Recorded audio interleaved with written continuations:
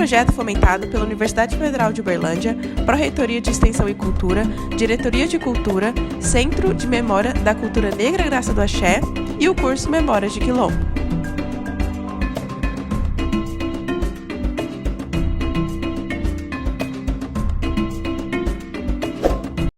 Queria começar apresentando um pouco sobre os aspectos alimentares que a gente pode perceber dessas comunidades afrodescendentes e comunidades quilombolas, né?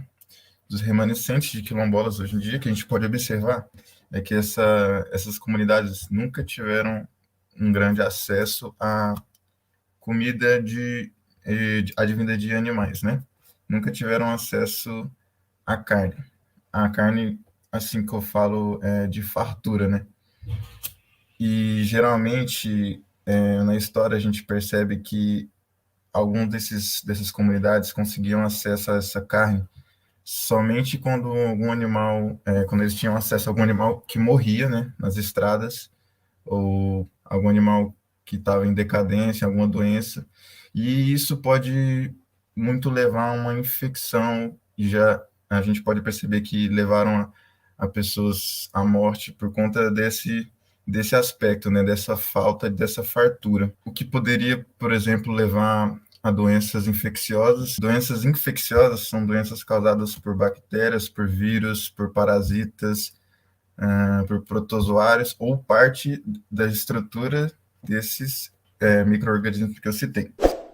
Um dos pratos, né, que a gente pode observar é o sopão, que geralmente são feitos em panelas bem grandes e geralmente são pratos rituais, né? Em algumas comunidades a gente pode observar que são pratos rituais. Bom, a gente tem o mocotó também, e trazendo uma observação, o mocotó ele é a pata, né?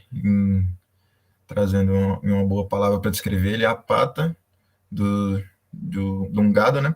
Porém, eles raspam as partes que não são comestíveis, as partes que podem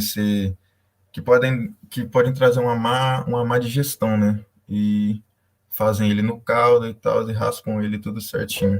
A gente pode também trazer um prato muito forte na cultura brasileira, né? Que é a feijoada, que é um prato que leva, né? Ingredientes, um deles é o porco. A gente pode observar também a canjica, uma sobremesa muito rica nessa cultura. O doce de laranja azeda também é uma sobremesa forte. A gente pode ver também o cuscuz, o beiju, o frango com mandioca, o arroz caipira, a taioba. E uma observação da taioba é que algum de vocês devem saber, né? Mas para quem não sabe, a taioba ela tem dois tipos de taioba, né? A taioba mansa, popularmente a gente trata dessa forma, né? A taioba mansa e a taioba que eles dizem a taioba brava, né? Mas é mais um dito popular mesmo, a taioba brava. Que a taioba brava, se não houver uma cocção desse alimento corretamente, no tempo determinado, ela pode sim apresentar algumas toxinas próprias da planta, né? E uma diferença no aspecto é que a taioba normal, ela apresenta essa coloração que vocês estão vendo mais esverdeada, né? E a taioba dita brava, ela apresenta uma coloração mais roxeada. Então, se até vocês poderem se deparar algum dia, vocês vão saber diferenciar que a taioba, a venenosa que dizem, ela é um pouco mais arroxeada, né? E essa taioba, ela é mais esverdeada, essa que vai para o consumo. E aqui vemos também a vaca atolada e outra sobremesa muito típica, o pé de moleque, né? Que é a moqueca de ovos e o amalá. O amalá, a gente pode trazer uma observação que também ele é um prato ritual. Ele é um prato que ele leva quiabo, né, na sua composição. Ele leva também azeite de dendê.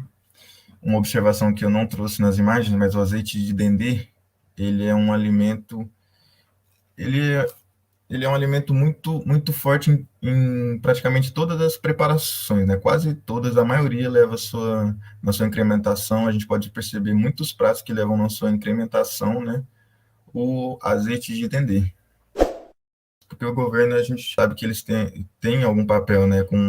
Principalmente com populações vulneráveis que lutam, né? Como, por exemplo, a comunidade quilombola que luta pelo território, luta pela, né, pela igualdade, para ter um convívio, um convívio normal, né? E o que a gente pode perceber de alguns governos é que não tem sido prioridade deles, não tem sido pautas trazer essas políticas sobre essas políticas dessas comunidades quilombolas remanescentes, né?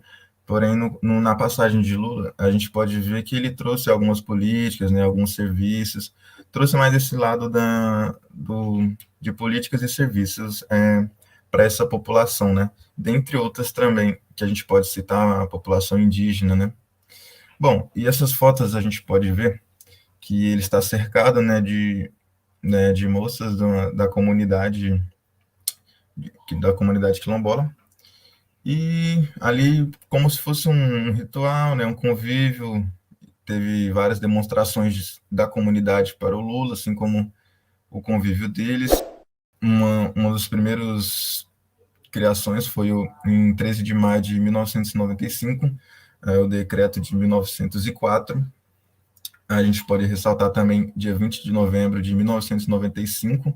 Alguns de vocês devem saber que foi um dia tanto quanto histórico, né, para essa cultura, um dia de muita, que foi ressaltado muita a luta, né, que vem sendo travada desde o começo das histórias do Brasil colonial.